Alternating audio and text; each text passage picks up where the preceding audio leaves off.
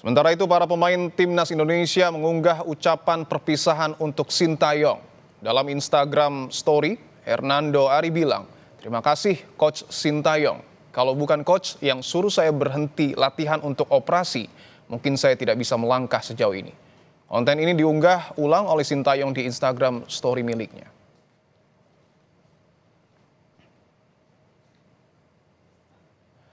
Rafael Struijk pun bilang terima kasih atas segalanya yang telah Anda lakukan untuk Indonesia dan percaya terhadap saya sebagai pemain. Kita menulis sejarah bersama dan saya menghargai seluruh momen kita bersama.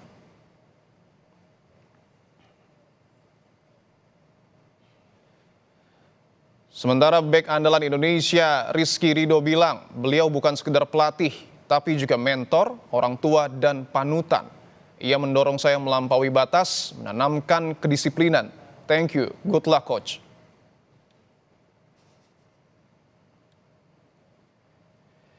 Justin Hubner juga mengunggah di feed Instagramnya. Bersyukur atas segala hal yang kita capai bersama, karena Anda membawa saya dan Indonesia ke level lebih tinggi.